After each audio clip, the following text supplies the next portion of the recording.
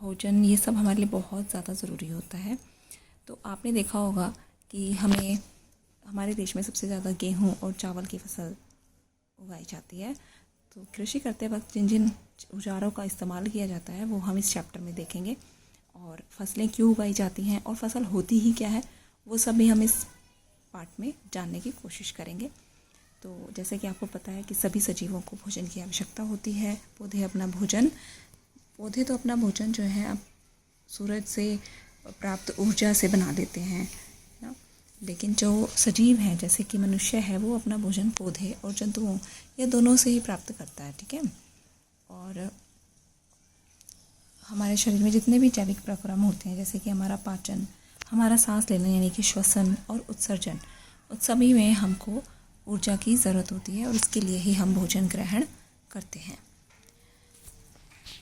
क्योंकि हम सभी को भोजन की आवश्यकता होती है, अतः हम अपने देश के इतने अधिक लोगों को भोजन किस प्रकार उपलब्ध करा सकते हैं, इसीलिए भोजन का बड़े स्तर पर उत्पादन करना बहुत आवश्यक है। एक विशाल जनसंख्या को अगर हमें भोजन प्रदान करना है तो उसके लिए हमें उसका नियमित उत्पादन करना होगा, यानी कि रेगुलरली हमें उसकी बुआई करनी होगी, उसका एक उचित प्रबंधन भी करना होगा और उसका वितरण भी बहुत ज़रूरी है कि उसको कहाँ कहाँ पे हमने भेजना है। कृषि पद्धतियों के बारे में अब जानते हैं। 10,000 साल पहले मनुष्य घुमंतु हुआ करते थे। वो जहाँ रहते थे एक जगह से दूसरी जगह पर जाते रहते थे, जहाँ उनको भोजन और रहने के लिए अच्छी सी जगह मिल जाती थी वहाँ वो रह लेते थे, और वो समूह में विचरण करते रहते थे, यानी कि ग्रुप्स में वो घूमते थे। पेड़ों से वो कच्चे फल या सब्जियां खाते थे और उन्होंने भोजन के लिए जंतुओं का शिकार भी करना शुरू कर दिया था। लेकिन कुछ समय के बाद उन्होंने फिर खेती करना भी शुरू कर दिया और उन्होंने चावल, गेहूँ और बहुत सारी अन्य खाद्य फसलों का उत्पादन उन्होंने शुरू कर दिया, और इसी तरीके से धीरे धीरे कृषि का प्रारंभ हुआ, ठीक है।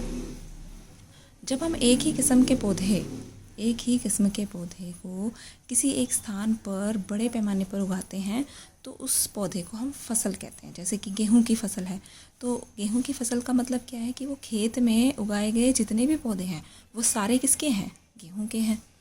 फसलें जो होती हैं वो विभिन्न प्रकार की होती हैं, जैसे कि हो सकता है वो अन्न हो, यानी कि गेहूं हो, चावल हो, बाजरा हो, मक्की हो, सब्जियां हो जैसे टमाटर, हरी मिर्च, आलू, प्याज, है ना, और फल भी वो हो सकते हैं। तो जिस समय में ये पौधे उगाए जाते हैं ना, उस मौसम के आधार पर फसलों को हम अलग अलग कैटेगरीज में डिवाइड करते हैं, अलग अलग वर्गीकृत कर देते हैं।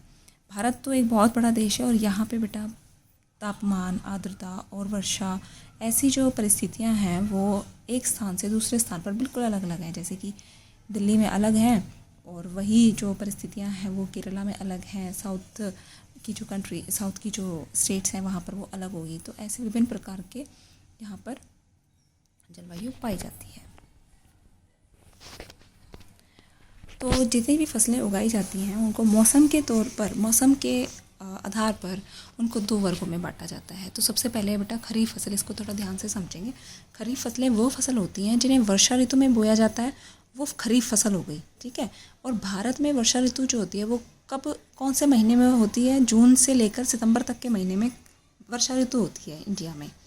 तो इसलिए जो भी फसलें जून से सितंबर के अवधि में इस मौसम में उगाई जाती हैं वो सभी खरीफ फसल होती हैं। जैसे कि धान हो गया, मक्का, सोयाबीन, मूंगफली, कपास, ये सब जो हैं खरीफ फसलें हैं।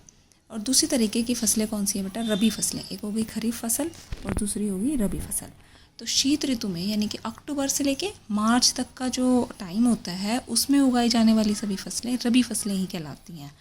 जैसे कि गेहूँ, चना, मटर, सरसों और अलसी, ये सब जो हैं वो कौन सी है, रबी की फसलें हैं। इसके अलावा कई जगहों पर दालें और सब्जियां भी गर्मियों